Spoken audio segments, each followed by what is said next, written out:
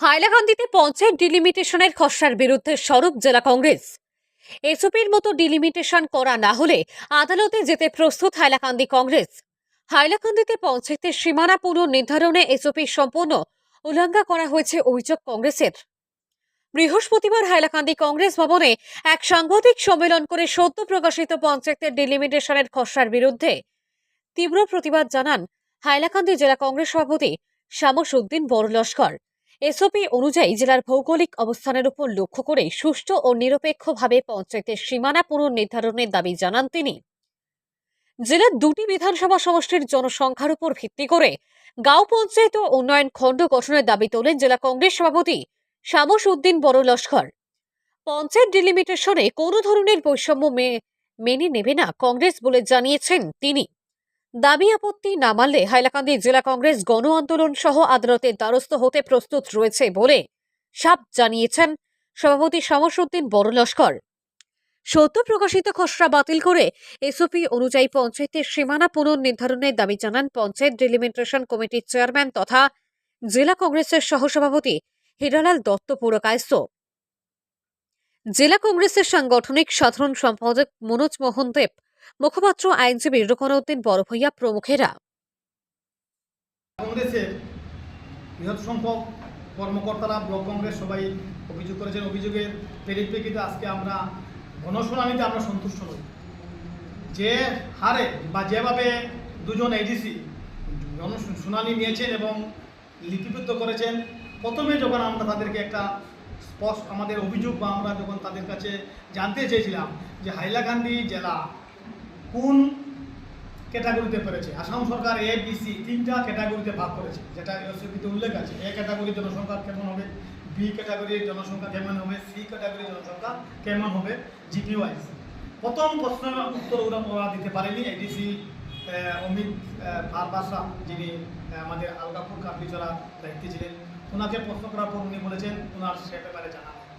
প্রথম প্রশ্ন আমরা উত্তর পাইনি যে সি ক্যাটাগরি না এ ক্যাটাগরিতে আছে। তখন আমাদের প্রশ্ন, উনি যদি জানতেই পারেন না কোন ক্যাটাগরি, তাহলে আমাদের এই যে অভিযোগগুলো নিয়ে উনি কী করবেন? এটা একটা সম্পূর্ণ নাটক হয়েছে। দ্বিতীয় প্রশ্ন আমরা তাদেরকে করেছি যে হাইলাকান্দি জেলায় 11টির মধ্যে 8টি জেলা পুলিশ করা হয়েছে, আলগাপুর কাটলিচড়ায় 4টি এবং হাইলাকান্দি জেলা পুলিশ হাইলাকান্দি বিধানসভা 121-এ 4টি। আমরা তাদেরকে প্রশ্ন করেছিলাম যে জনসংখ্যা অনুযায়ী আমাদের 121-এ এস পার গাইডলাইন এসওপি অনুযায়ী জিপি হওয়ার কথা 20 থেকে 22টি এবং আলগাপুর কাটলিচড়া জনসংখ্যা অনুযায়ী জিপি হওয়ার কথা 40টি। সে অর্থে গাইডলাইন উপেক্ষা করে একটি জিপিতে 16,000, কোনো জিপিতে 4,000 জিপি করা হয়েছে। তারপর আমাদের প্রশ্ন ছিল যে আমরা আঞ্চলিক পঞ্চায়েত হাইলাকান্দি 121 দুইটা মিউনিসিপ্যালিটিকে যদি আমরা ছেড়ে দিই, তাহলে যে জনসংখ্যা থাকে সেই জনসংখ্যা দিয়ে মাত্র 2টি আঞ্চলিক পঞ্চায়েত হয়। সেপ্টেম্বর যে ফাইনাল ড্রাফট আউট হবে, আমরা এমন আশাবাদী নই। এই ফাইনাল ড্রাফটেও আমরা বলে দিচ্ছি বা আমরা জেলা কংগ্রেসের সভাপতি হিসেবে সে ড্রাফটে এমন কোনো অদল বদল করা হবে না আমার যতটুকু ধারণা। যদি অদল বদল করা হয় বা গণদাবি হিসাবে যদি করা হয়, ওয়েল অ্যান্ড গুড, আমরা খুশি। জনগণের কথা, জনগণের অভিযোগকে সম্মান জানিয়ে প্রশাসন বা সরকার ব্যবস্থা নেবে। যদি না নেয়, তাহলে আমরা আগামী দিন 27 সেপ্টেম্বর পর যে ফাইনাল খসড়া বের হওয়ার পর আমরা বৃহত্তর একটা আন্দোলনের দিকে যাব। প্রয়োজনে আমরা হাইকোর্টও যেতে পারি। কারণ তারা যেটা গতকালকে লিপিবদ্ধ করে আজকে 26 তারিখ, একদিনের ভিতরে যে ডিলিমিটেশনটা তারা 2 মাসে কমপ্লিট করতে পারেনি, এই যেভাবে জিওগ্রাফিক্যালি এবং পপুলেশন দিক দিয়ে যে অসঙ্গতি ব্যাপক, সেটা ঠিক করতে আমার মনে হয় ন্যূনতম 10 থেকে 15 দিনের দরকার। এই যে তারা গণশুনানি নেওয়ার পর এই যে বিসঙ্গতি যেটা দেখা দিয়েছে, সেটা ঠিক করতে 10 থেকে 12 দিনের দরকার। সেটা আজকে একদিন, আজকে 26 তারিখ, একদিনের মধ্যে তারা কীভাবে সেটা সমাধান করে 27 তারিখ সেটা আবার পাবলিশ করবে, সেই হিসেবে আমরা জেলা কংগ্রেসের পক্ষ থেকে বলছি সেটা সম্পূর্ণ একটা নাটক এবং একটা দূরপসন্ধি খারাপ দৃষ্টিভঙ্গি নিয়ে ডিলিমিটেশন করা হয়েছে। তাই আমরা আগামী দিন হাইকোর্টে আমরা রিট পিটিশন দাখিল করব এবং জনগণের বৃহত্তর স্বার্থে আমরা বিভিন্ন আন্দোলনের দিকে যাব।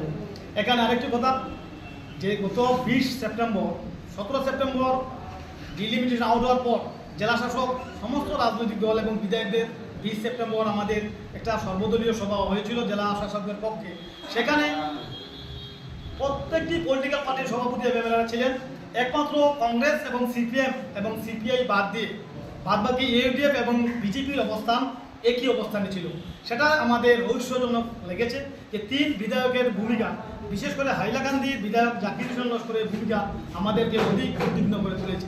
যার জন্য আজকে আমরা স্পষ্ট হিসেবে আমরা বলতে চাই যে এই যে ডিলিমিটেশনে শাসক দলের সঙ্গে যে এআইডিএফ জড়িত, সেটার প্রমাণ হিসেবে আমি এটাই আপনাদের সামনে একটা অভিযোগ করছি, যেখানে আমরা পপুলেশন প্রত্যেকটি 62 জিপিতে ইকুয়ালভাবে বন্টন করার যে আবেদন আমি জেলা শাসক এবং সিএম মহোদয়ের কাছে যখন আমার বক্তব্যে আমি সেটা তুলে ধরেছিলাম যে 62 জিপির ইকুয়াল যদি আমরা ডিস্ট্রিবিউশন করা হয়, প্রত্যেকটা জিপি যদি কোনো জিপির 7,000 8,000 হয়, প্রত্যেক জিপির যাতে 8,000 9,000 মধ্যে থাকে, এভাবে 15,000 আর 4,000 এই যে ডিফারেন্সকে আমরা যাতে মান্যতা না দিয়ে সমবন্টন করা হয়, সে ব্যাপারে যখন দাবি করেছিলাম, সিএম মহোদয় তখন সে ব্যাপারে সহমত হয়েছিলেন। কিন্তু হাইলাকান্দির বিধায়ক জাকির হোসেন লস্কর তখন আপত্তি জানিয়ে দিলেন যে 121 হাইলাকান্দিতে যদি 4,000 3,500 নিয়ে জনসংখ্যা নিয়ে যদি জিপি হয়, তাহলে লস্কর সাহেব আপনার কী অসুবিধা আছে?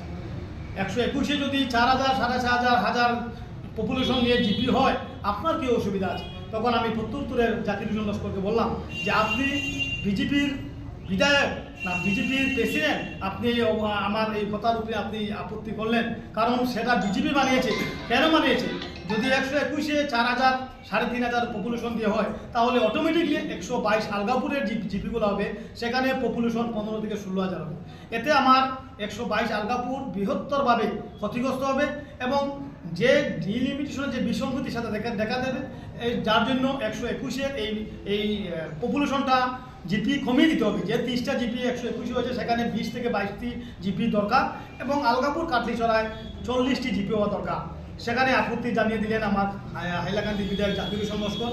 তখন আমার সঙ্গে কথা কাটাকাটি হয়, তার সঙ্গে যোগ দিলেন বিজেপি প্রেসিডেন্ট, তার সঙ্গে যোগ দিলেন এআইডিএফের প্রেসিডেন্ট আব্দুল হোসেন। উনিও বিধায়ক জাকির হোসেনের সঙ্গে একমত হয়ে উনিও বললেন যে জিপি ভিত্তিক যে ডিলিমিটেশন হয়েছে সেটা কোনো কিছু অসুবিধা হয়নি। কিন্তু আজকে আমরা সাংবাদিক সম্মেলনে বলছি, আমাদের এই জিপি এই পঞ্চায়েতের সবচেয়ে বড় অঘটন বা সবচেয়ে বেশি বিসংগতি হয়েছে এই জিপি ভিত্তিক যে পপুলেশন, সেই পপুলেশনের কারণে আজকে চিপসাঙ্গ জিপি তার মর্যাদা হারিয়েছে, উজানকুপা চাঁদপুর উজানকুপা তার জিপির মর্যাদা হারিয়েছে, আজকে নিতাইনগরের মর্যাদা হারিয়েছে, আজকে বলদাবলদি, আজকে নিশ্চিন্তপুর জিপি, আজকে অনেক জিপি তার নিজ মর্যাদা হারিয়েছে। এই পপুলেশন যেভাবে বিচ্ছিন্ন করে যেভাবে করা হয়েছে, তার বিরুদ্ধে আমরা প্রতিবাদ জানিয়েছি।